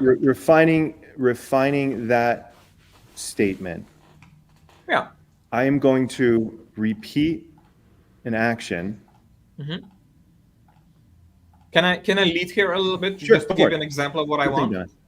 Because I see I'm doing that thing. I'm sometimes leading you astray, and I'm trying to get there incrementally. Well, rather than just saying what I want, I would say something like, the last verse of the song is always That one. this, Okay. right? Yeah. Right. So I already have a terminology where I say I have something that I call a verse, and I will try to have these verses, these like key words in, right? So I say when I'm done looping through those 99, I sort of skip that part because it's not important how many there are. But the last verse is always no more bottles of beer on the wall, no more bottles of beer. I go to the store and buy some more 99 bottles of beer on the wall. So the song ends with static stuff. Yes. Right. So I could, if I returned an array, I could say the last element in the array is this, just by virtue of how I described it. Sure. Right. So that would be, that's what I sort of wanted from you. Right. So I understand. Yeah. Well, I think like a developer, it's a curse. It is, and that's why it's hard. That's why this is hard. You just demonstrated, and you're doing a great job. You just demonstrated why this is so difficult. This is the hardest part of TDD, just writing the test plan. What else? Well, I think that based on what we know of the song and the lyrics, we could, in theory, create a final count for the array of how many. Okay. How many verses are there in the song? Yeah, we could count the amount. So I would say it would be 99 plus 1. Okay. Just top of my head without breaking down the song. I don't sing that song every day. No? Why?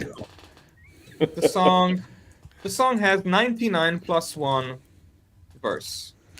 Yeah. Jeff, by the way, posted the lyrics link with the original lyrics. Okay. Are we doing something wrong? Are we having a different? Oh, that's the original song. Okay. Yeah. Awesome. What else? Is it complete? Okay. Another part of our TDD, and this might be a little bit laborious or paranoid, which is what I can be known for. I would like to assert or check that the new verse includes numbers smaller than, ideally, one less than the previous. Okay. When I have a series of numbers and they are going from A to B, and A is always so the n plus 1 number is always smaller than the nth number. How do I call that? We just Even want to if check we want to check our decrements. We want to check out decrements. So the song starts at what number? 99, we'll say. The song starts at the verse containing 99 bottles. Mm-hmm. That's one thing. Yep. Number 4, the song decrement. So the song decrements goes at on by -1. decrementing Or decrements at 1. Decrementing the number of bottles By 1. in each verse. Okay, does this satisfy what you wanted to express? I think so. Okay. Now, what are the key areas here? Like, do we want to? Well, how do we put plurality in here? Well, there are a bunch of fancy functions in languages to deal with polarity, and they're also available. We're in gonna hard code everything But because it's a simple example. in this case, we're It's really English. just going to check It's not gonna be internationalized, translated, plain Yeah, English. we're not. very simple song. We're not going that. Is it greater than 1? If you're from China, you're gonna sing in English, okay? Just and left to right. You're gonna sing left to right. Yeah. If you're So that would be we add plurality if greater than 1. So Okay. if we have more than 1 bottle, it is bottles. Okay. If we have more than 1 bottle, it is bottles instead of bottle. And yeah. Okay. Excellent. Now, is our test plan complete? No. Why? Well, let's see here. What are we missing? Like from the test alone, would I be able to reverse engineer the song? No, not at all. You would also need as each verse or line, it has the amount that is left. Okay. And So the basic verse structure is what? I'm going to do it a little more technical than we break it down. Okay. We have X bottles on the shelf, X minus 1 equals Y bottles left. That's what you want to test for. So there's a rhyme. So it's X bottles of beer on the wall, X bottles of beer. And then what's the next verse? I can just take one down. Take one down, pass it around. Okay. X minus 1.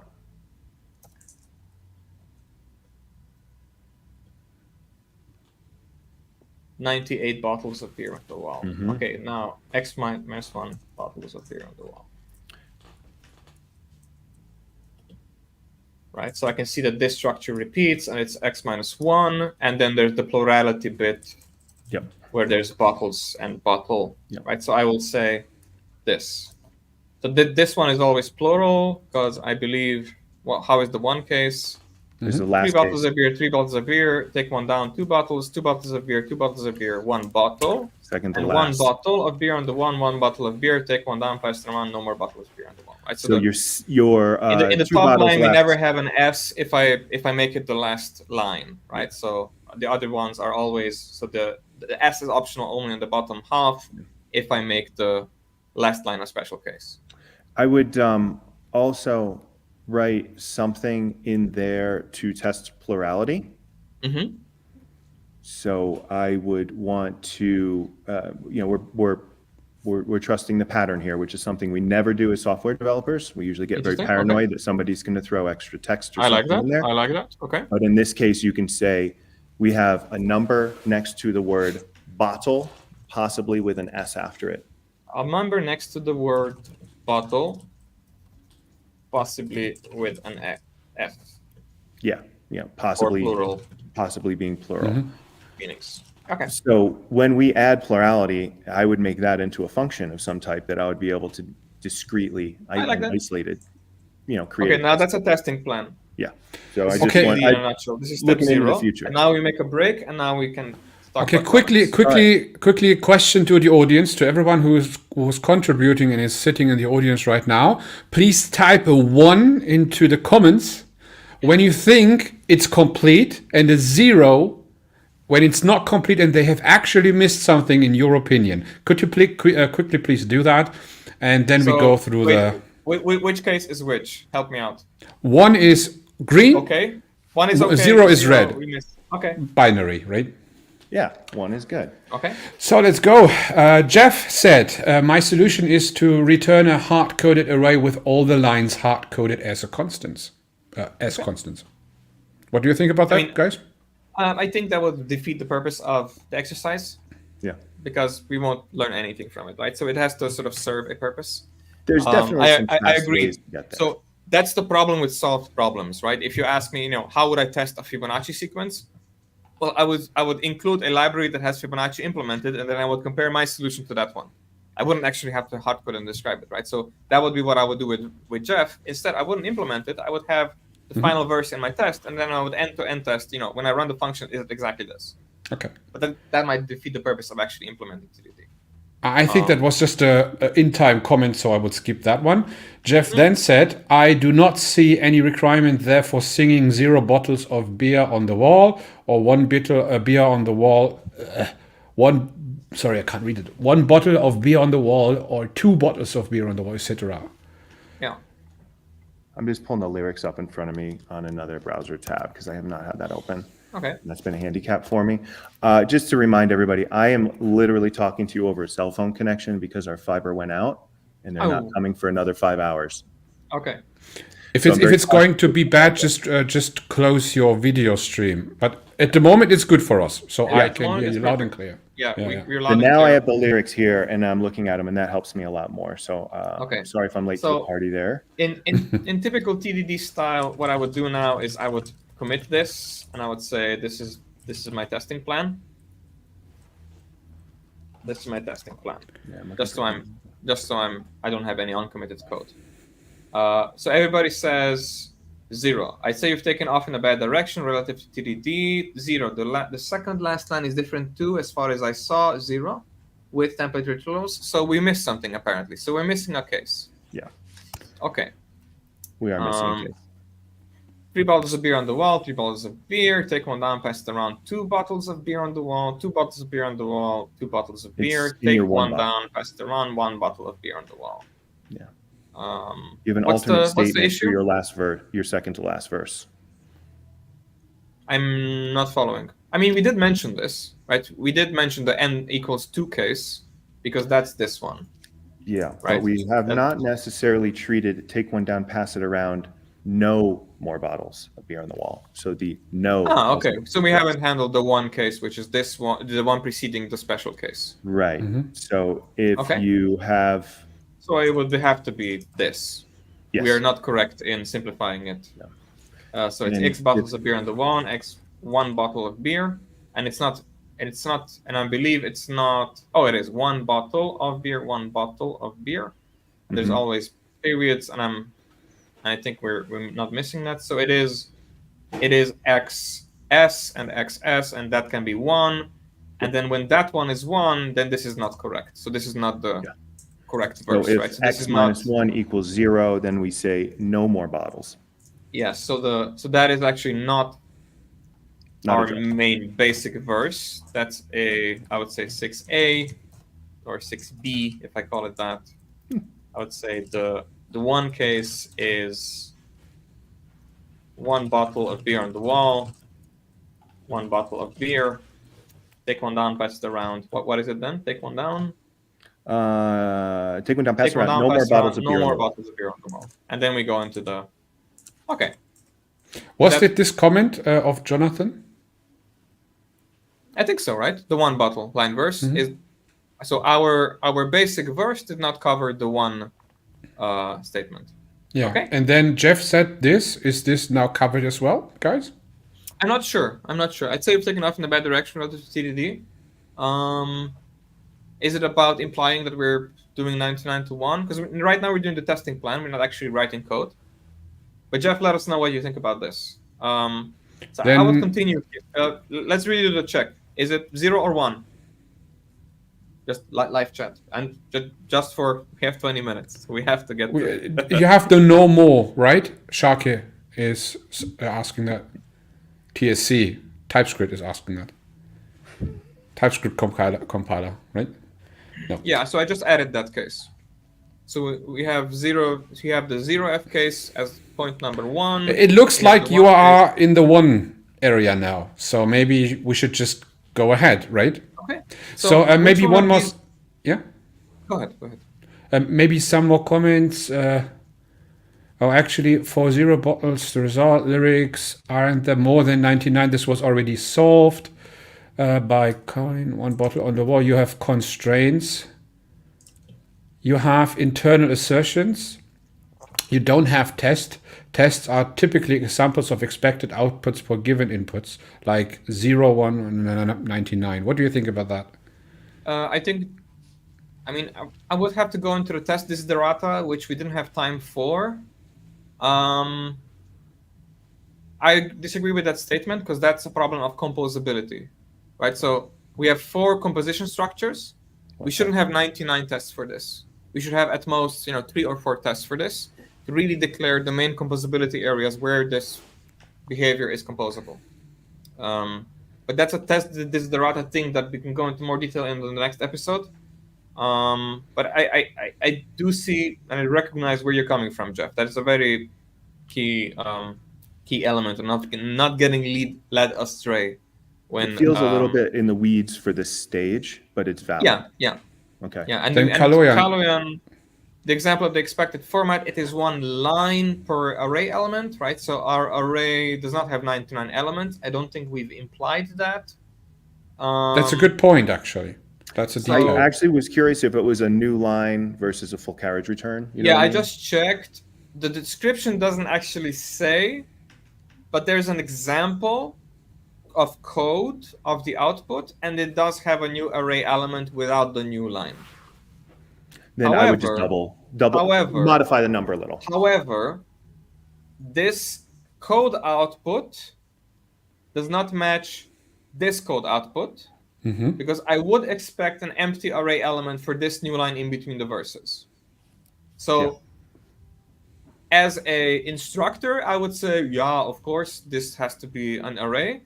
As an engineer, I would reject this definition because I think to the user, this is more delightful that there is a new line in between those. So what I would do is I would add an empty element into the array to denote a new line, even if that's silly.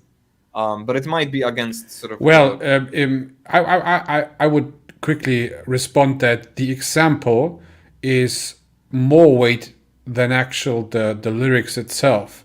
So which means that if the example displays the array, it is closer to what you actually shall create than the actual text above that. So in my opinion, it should be, or it's correct what Kaloyan said, you should change it. So in sake of time, since we have limited time, I would go on, but this is a fair point. So let's go ahead and treat this as... I want to make one quick point on that. Just so it's clear, my objection is it's inconsistent top to bottom. So I would either expect this to be the case in the instruction or this. Yeah. Right? So either one of these for consistency. Yeah. Right? So this would then be something that sort of I would speak to a human rather than we need to speak to the user, right? Or to the client. Yeah. Here I would speak to the user. One of the tricks of this particular kata, and I've seen this in many others, is there's a baked-in ambiguity that you must get over first. And that's what a lot of that discussion is. Is there a new line? Yeah. Is a verse 99 bottles of beer? And that second part, Correct. Are those independent lines? Do we think like a human? But as you can see, I can say what a verse is. Yeah. And then I can define a verse is 2 array elements, right? So I have introduced and capped the term verse so that we can have this conversation. This is really important, especially in engineering terms. Yes. One last comment about 6b. Yeah, remove parentheses in S as we have that in 6b. Okay, I like that distinction. So this is 6a. This is always plural. And take one down, pass it around. This is always plural as well because it always handles cases that are larger than 2.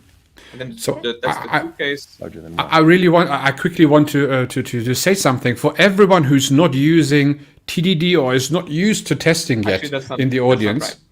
Right.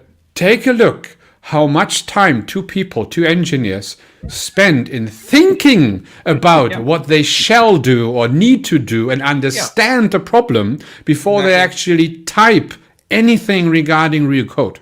This is the entire idea about the session of today. So this is the main point. So now we're going. So now we start, or they will start to code, Now, and I do they have will a hard be. stop in 15 minutes. Oh, So, okay. yes. So let's go ahead. So I shut up. So the point is, what we just did is requirements gathering, and I would recommend that now you take this, and rather than having a Jira ticket that you started off from, now you create a ticket, and now you put these cases into the ticket to have a discussion, to have a written record of the discussion. Yes. That's the point. Or of pull the tickets. product owner next to your Or desk. pull the product owner and say, hey, this is a discussion we had. Can you double check while we're coding? Great. We're coding, Mark by is the way. product owner, by the way. So we have him here. So it's good. So, now, I might have made a mistake because I'm on a bit of a time crunch. I might have misunderstood that comment about the S. So I put one back because I think that is the general case. But I would much rather than that we handle that with the code. Yeah. I am happy with where we are right here. And I would add this and amend the testing plan. Which one should we start with? 1 to 7.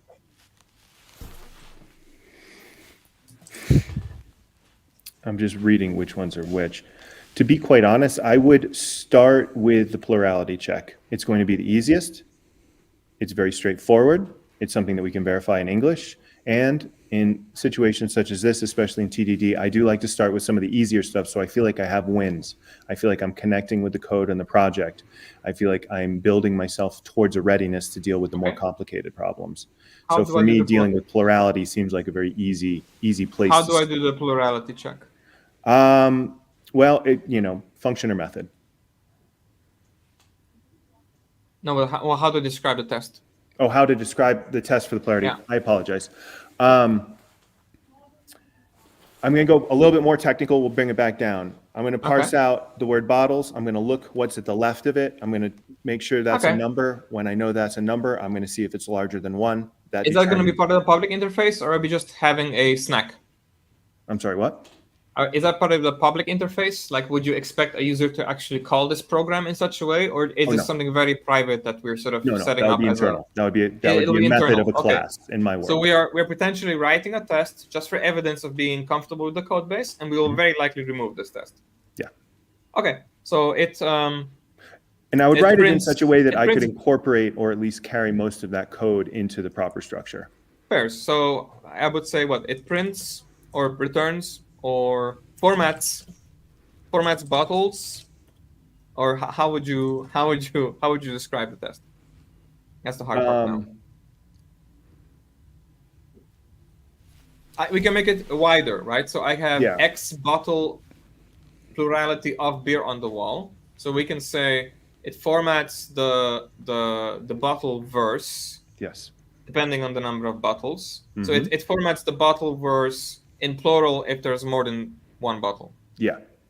Okay, so it formats the bottle verse in plural if there is more for more than one bottle. Yeah. Okay. How do I express this in code? Well, there's a number of questions in there. I'm going to let you kind of cut ahead so we don't have to deal with a lot of technical mumbo jumbo. Okay. How am I getting that? How am I getting that into my code? Am I rereading it, or I don't know. Let me rephrase that differently.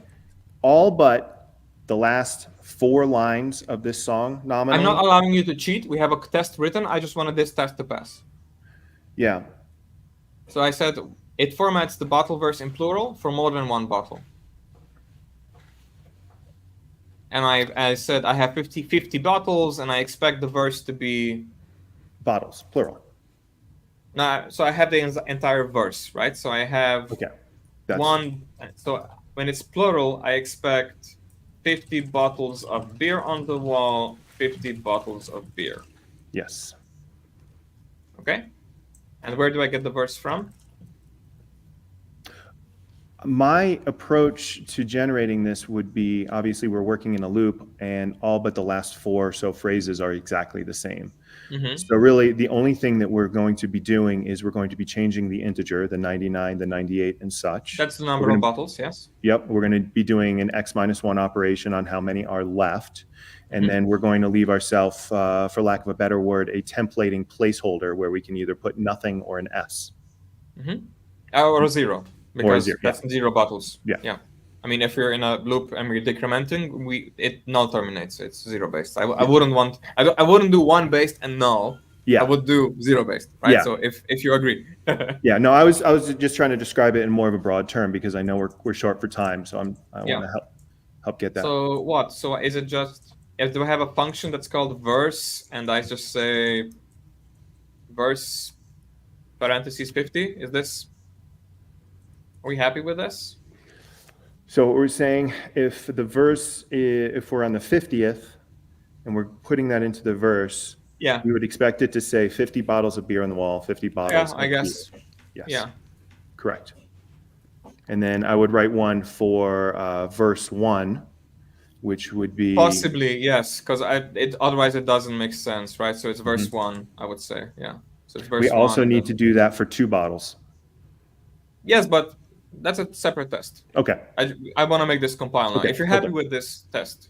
I think so. Is everybody else happy? Where's my ones, please? Ones, please. Or zeros if you're not. So be fair.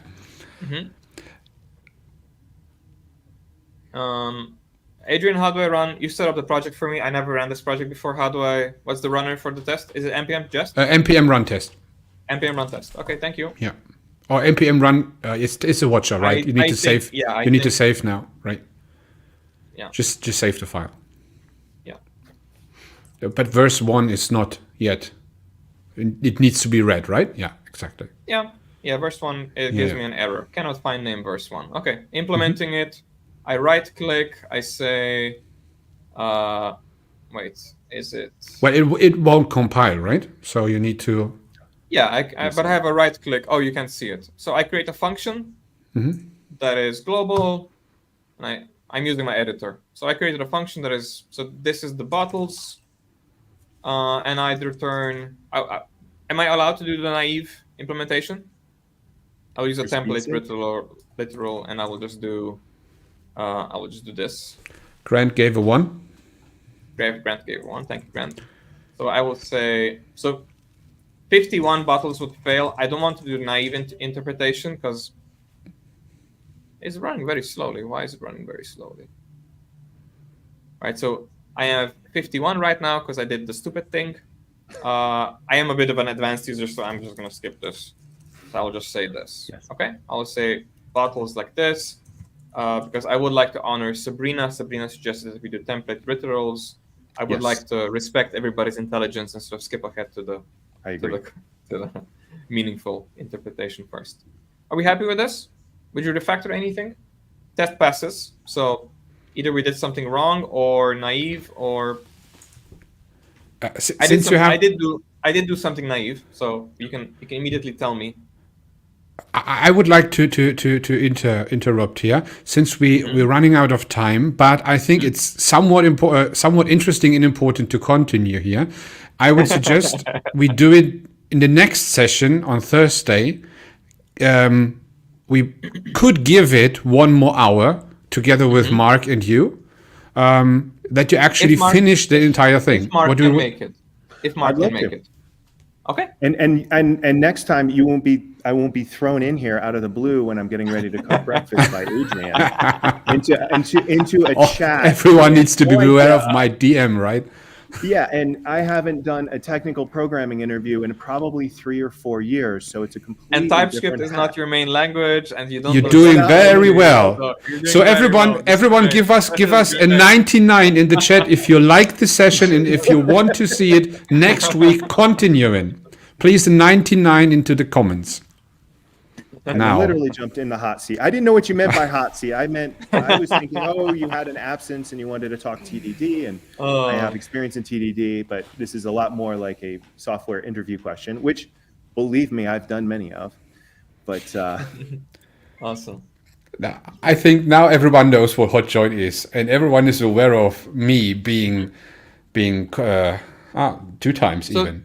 ironically, this is also the main verse. So I would like to commit this as the main verse. Look at that! So many people writing now who are not contributing all the time. So I would That's commit this. If you're watching the screen, I will commit. I will say 99 bottles, main verse, and this is pre-refactor because I'm giving us a hint. Yeah. Right. So there is something to refactor, right? I consciously did this silly thing where we have non-bottles 50, 50, 50, 50, and here we also have bottles, bottles, bottles, bottles. So I left something consciously in that might be a little bit naive for refactoring.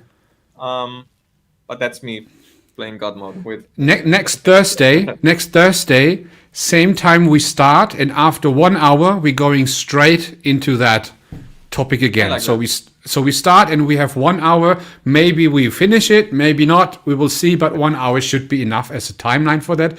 And again, it was great. So from my side, I have to say it was nice to watch you both solving that puzzle in the beginning in that way. And I think it was interesting for everyone to see how pair programming can, so it's an extreme programming approach, right? A practice. How it helps to understand and get the context, right? If you do that by yourself, it is hard to actually get the entire scope of the task. You would miss so many things. And of course, the input of the audience as well was challenging the coding people as well. And I think this format is actually quite great, right? And we should give a German tribute next stream and make it about Luftballons. No, 99 Luftballons, right? I speak a lot of languages, but they're all related to computers. That's fair. So what I wanted to mention today is, with modern tooling, especially regarding TDD, is that the original books do not mention this idea that you can have a continuous test runner and that the test can run and should run continuously as you're typing. So as you saw, the moment I made the test pass, but the moment my keystroke stopped, the test passed. That's something that the books don't mention. The books mention that there is still some kind of mechanical latency between compiling and running the test again, that it can take several seconds, right? So in 2024, I would encourage you, I have a project here, I have an on-save linter, it will reformat my code, it will validate my code, transliterate my code, and run the tests on a watcher. That would be the minimal setup that I would expect you to have as a sort of modern practitioner. Plus, if you're not using a serious IDE, please use a serious IDE. I will implemented disagree with the you a code. little bit, Dennis. Go ahead. I like controversial. It's not so much controversial. It's just a matter of style and practice. Now we're talking about pair programming and other things and best practice and perfect world. I welcome disagreement. But yes. I have my linters in line and all of that other stuff. I turn those off when I'm programming a lot because I have an idea in my head that I need to get And you want to forward. be undisturbed by flicker on your screen. And I think that, what you're saying is very correct and very valid and is a good practice to kind of have in your heart. But in practice, you will very much want to stray from that because to code, you need to be distraction free. And I always explained to my managers, to owners of companies, when I'm writing code and I'm deep in there, you're like, I only have 4 or 5 hours a day. I can write good code. Like if you're doing hardcore code more than 6 hours a day for 5 days a week for years, your brain stops, right? So when I'm in that 4 or 5 hour zone where I'm powerful as a software developer, it's like I'm trying to do calculus in my head and I'm holding all of these variables. So I do try to take the distractions out, but I also add in, and this is where I come back to you, Dennis, I add in my checkpoints. I'm going to get this function done. I'm going to get this test done. I'm going to build my artifacts or something like that. Then I'm going to come back. Because every time that thing comes up with a red squiggly or you're a stupid human error, I don't need that. I need to write code and I know how to write code. So let me plow through that for, it could be 15 minutes, 20 minutes. Then I'm going to come back. But later in that phase, as things start to be more tightly coupled, I have interfaces and things like that going on, then I'm much more interested in having active linting and things like that. Awesome. So it is important to define, what is a good enough in an MVP stage and when you should turn on those heavy using tools. If you turn the tools on at the beginning, you're probably not going to be as productive, in my opinion. That's actually quite what I do when I write articles. A comment to Mark. Sure. I really like that you have that approach because it's very different to mine. Yeah. An invitation for next time for, let's say, a pairing session specifically, and this is feedback in the context of a pairing session, is if I ask you to code and you find my setup distraction, I would very much like to adapt to your style of work. Your code is not a distraction to me. No. You know what I mean? Like, yes. If I have a setup and I'm forcing you to watch my screen, I would very much like to adapt to the way you would code. So I would very find easily a middle ground on that.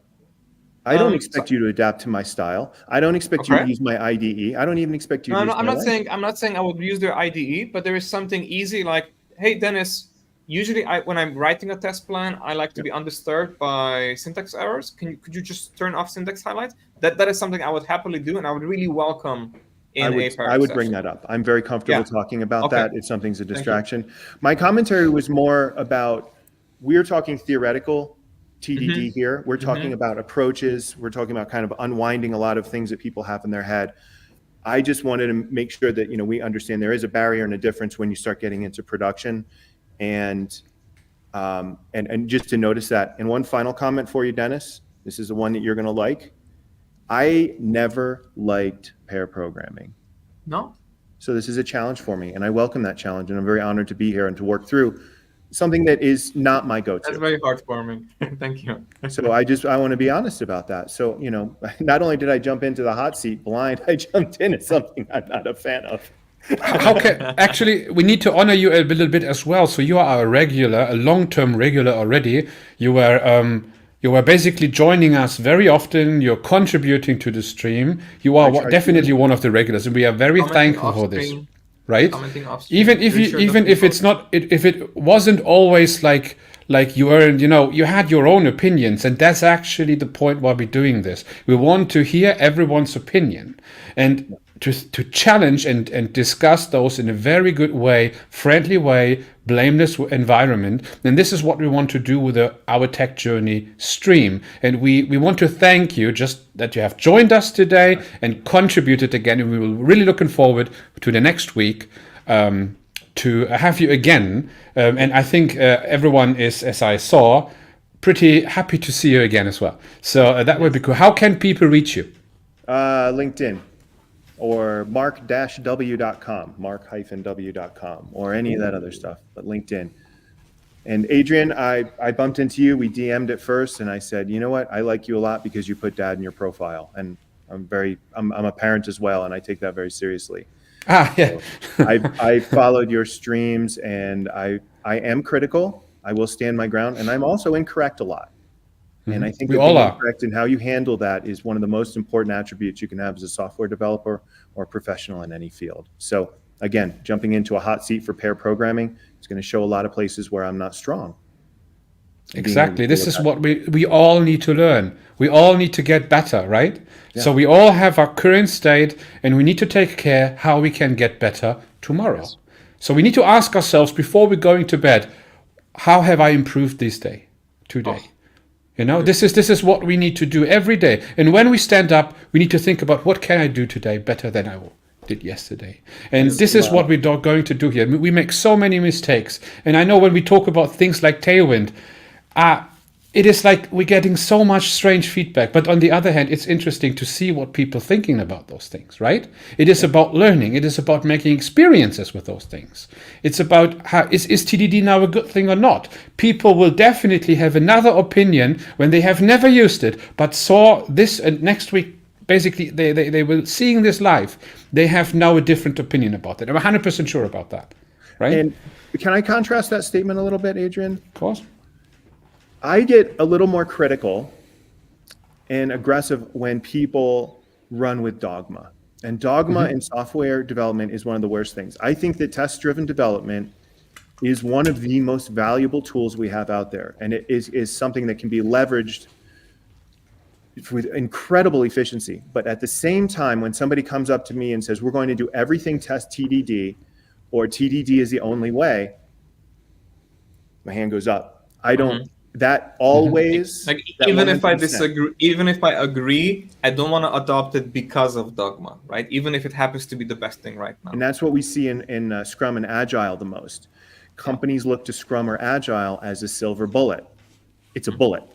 There will be a time where something better comes along, and we need to be able to get ready for that. Yes. So the dogma is one of the really big things that I always look for in this. And that's what, if I get critical on any post, it's probably because a dogma sensor went off, that we are saying everybody must do it this way. No, that does not fly with. You may be right, and your system may be the best, but I can't accept that totality. I want to always know there's other options and potential for growth and experimentation. This would force us into isolation, and this is the problem. It would force us to think narrowly in going into a tunnel and hide ourselves.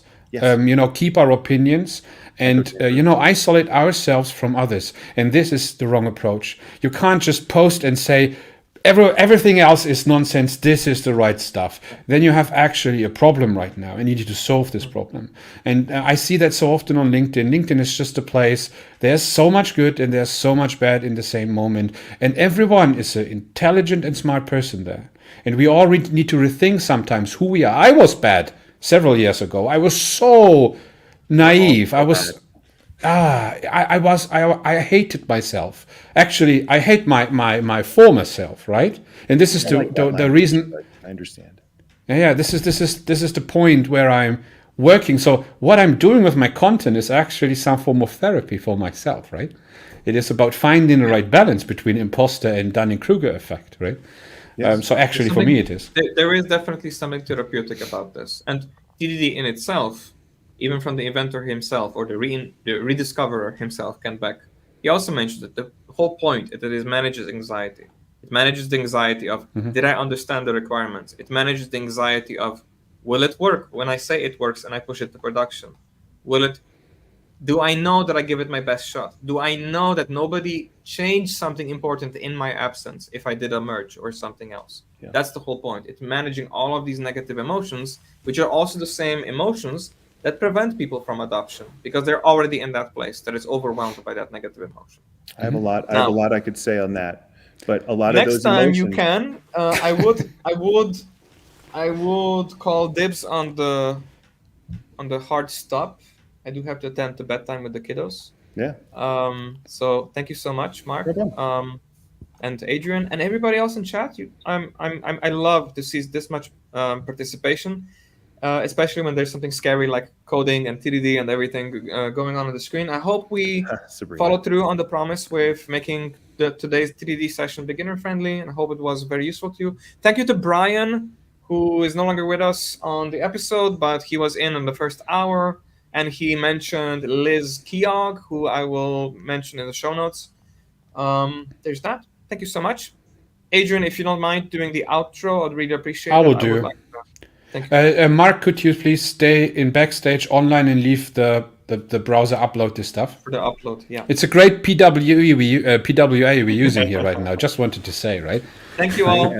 Have a good one. See you next week. Goodbye, everyone. Thank you. See you next time. Bye-bye.